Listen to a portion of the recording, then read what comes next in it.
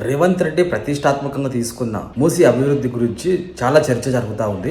So మూసీలో 5,000 కోట్లతోటి Gandhi విగ్రహం కడతాడు అని చెప్పి ప్రచారం జరిగింది. దాంట్లో అనుగుణంగానే చుట్టుపక్కల ఉన్న ఒక మధు పార్క్ రిడ్జ్ అపార్ట్మెంట్ కి నోటీసులు వచ్చాయి. అపార్ట్మెంట్ ఖాళీ చేయాలని చెప్పి నోటీసులు వచ్చినట్లు అని చెప్పి సోషల్ మీడియాలో విపరీతమైన ప్రచారం జరుగుతా ఉంది. ఈ అపార్ట్మెంట్ వాసుల దగ్గరికి వెళ్ళి మైకులు పెట్టేసి వాళ్ళకి ఏదో జరిగిపోతుంది, ఏదో అన్యాయం జరిగిపోతుంది, మేము ఇప్పుడే లోన్స్ కట్టుకున్నా, ఇన్ని సంవత్సరాల నుంచి ఉన్నాం అని చెప్పి వాళ్ళని రెచ్చగొట్టే ప్రయత్నం చేస్తా ఉన్నారు.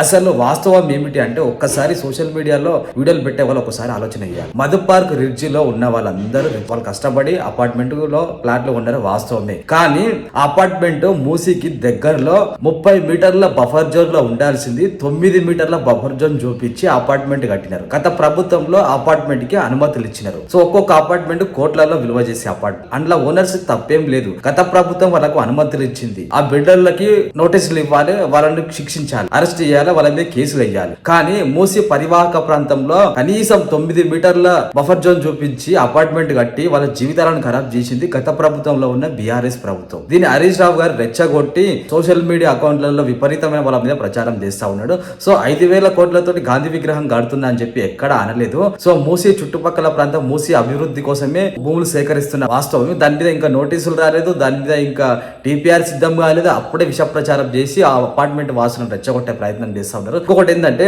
ఆ అపార్ట్మెంట్ వాసులకి ఎట్టి పరిస్థితుల్లో అన్యాయం జరగదు. వాళ్ళకు డబల్ రేట్ ఇచ్చి ఆ పక్కనే కొంచెం దూరంలోనే ఒక 1 కిలోమీటర్ డిస్టెన్స్ లోనే మళ్ళీ సేమ్ ల్యాండ్ వాళ్ళకి ఇస్తాము, వాళ్ళకి ఎట్లాంటి నష్టం జరగకుండా ఇస్తాము అని చెప్పి గవర్నమెంట్ చెప్తున్నప్పటికీ కూడా వాళ్ళని రెచ్చగొట్టే ప్రయత్నం చేస్తా ఉన్నారు బీఆర్ఎస్ నాయకులు.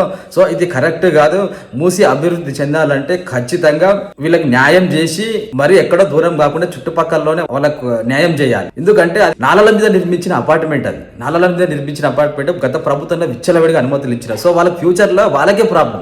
ఒకవేళ మూసీ డెవలప్ అయి మూసీలో వాటర్ పెరిగితే ఈ అపార్ట్మెంట్ వాసులకి చాలా నష్టం జరుగుతుంది. సో మీరు డబల్ పేమెంట్ తీసుకొని మీకు ఎక్కడ అన్యాయం జరగకుండా న్యాయబద్ధంగా మీరు గవర్నమెంట్ కి సహకరిస్తే మూసీ అభివృద్ధి చెందుతుంది. సో మీరు కూడా హ్యాపీగా ఉంటారు, మీరు కూడా నష్టపోయే పరిస్థితి ఉండదు. మిమ్మల్ని బిల్డర్లు మోసం చేస్తారు, గత ప్రభుత్వాలు మోసం చేస్తున్నారు. సో 5,000 కోట్లతో గాంధీ విగ్రహం కడుతురా కట్ట పక్కకు పెట్టు, కానీ కనీసం మూసీ అభివృద్ధి కోసమైనా ఆ నలల మీద కట్టిన అపార్ట్మెంట్ కోసమైనా మీరు గవర్నమెంట్ కి సహకరించాలి. సో సోషల్ మీడియాలో పిచ్చి రెచ్చగొట్టే విధంగా అపార్ట్మెంట్ వాసులను ఇబ్బంది పెట్టే విధంగా న్యూస్ స్ప్రెడ్ చేస్తా ఉన్నారు. అసలు వాస్తవం ఏమిటో తెలియకుండా వీడియోలు పోస్ట్ చేస్తున్నారు.